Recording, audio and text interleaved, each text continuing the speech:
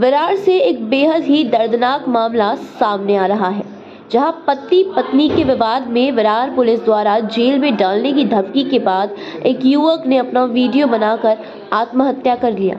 इस video में कहा गया है कि पुलिस की धमकी से उसने आत्महत्या जैसा भयानक कदम उठाया है।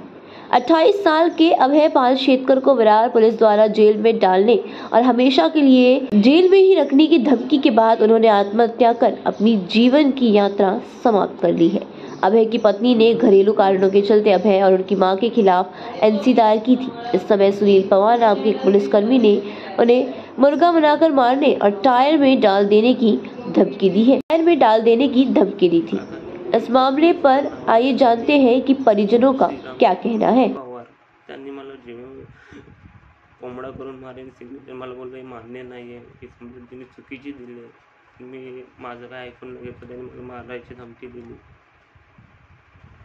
आईकडून पण दमदाटी करून सिग्नेचर करून घेतली काका, आणि आता आज माझ्या बायकोने आणि आज आईला असं नाही बघवतं काका।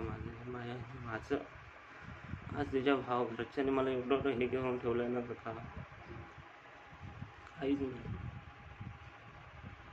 काहीच नाही। मावशींचं नाव काय आहे आणि काय नेमकं प्रकार घडलेला आहे? माझं नाव उज्ज्वला संतोष पालशेतकर। काय प्रकार घडला? माझ्या पोरग्याने आत्महत्या केली। माझ्या पोरग्याला पोलिसांनी मारली नाही, माझ्या पोरग्याला धमकी दिली नाही, बायकोंची कंप्लेंट केला नव्हती माझ्या पोरग्याची माझी। माझ्या पोरग्याला पोलीस स्टेशनला बोलवली, तो पेपर सगळा त्यांचा वाचलेला। माझ्या पोरगा म्हणतो मला हे मान्य नाही, मी सही करणार नाही याच्यावर, मला माझा एक शब्द तरी ऐकून घ्या। त्या पोलिसांनी आम्हाला आपलं कोंबडा करून मारू, तुला जेलमध्ये टाकी, तुला कायमचं कडी पोळा लावेल, तुला कोण वकील भेटतो तो मी बघतो। आता सांगितले सही करतोस का नाही, उठतोस का? माझ्या पोरगा भीतीने आम्ही सही केलेली, आम्हाला तिथे थांबून पण दिलं नाही त्यांनी। त्याचं नाव काय? पवार आहे, पवार। आम्हाला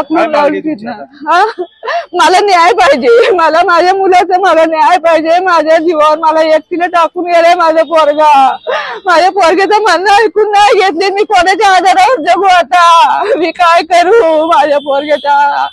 काय नाव आहे तुमचं आणि तुमच्या भावाने आत्महत्या केलेली आहे, काय संपूर्ण प्रकार आहे? माझं नाव निर्भय श्रीधर पालशेतकर आहे। जो आता मयत ज्याने आत्महत्या केली तो माझा चुलत भाऊ आहे, अभय संतोष पालशेतकर। प्रकार असा आहे की काल त्याच्या बायकोने पोलीस कंप्लेंट विरार मनवेलपाडा चौकीमध्ये त्यांनी कंप्लेंट केली होती।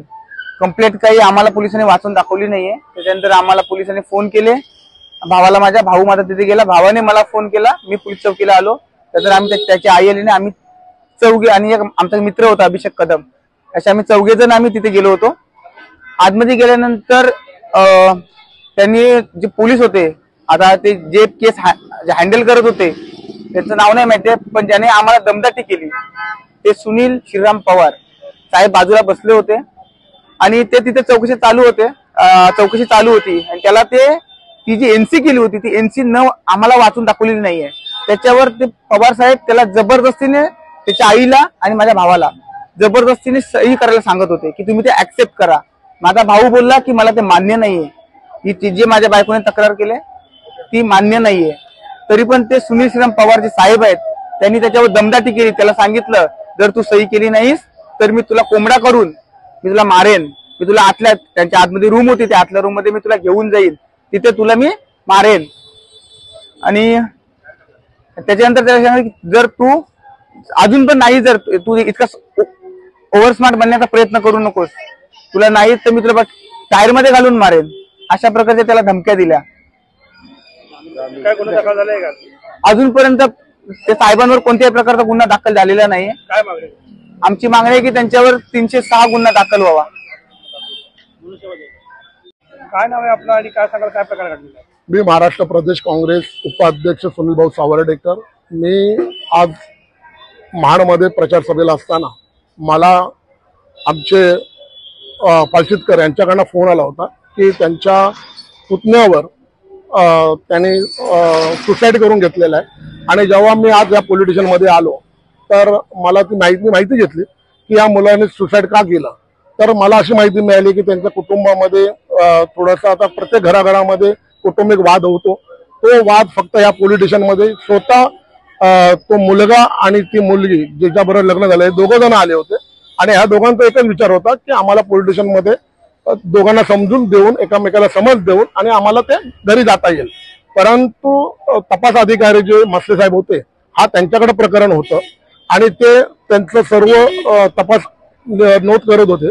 परंतु त्या ठिकाणी एक अधिकारी सुनील पवार म्हणून ते साईडला बसलेले असताना त्यांनी मसले साहेबांना विचारलं काय चाललेलं आहे. तर ते बोले कौटुंबिक वाद आहे आणि मी त्याच्याबद्दल त्यांचा सर्व तपास करतोय.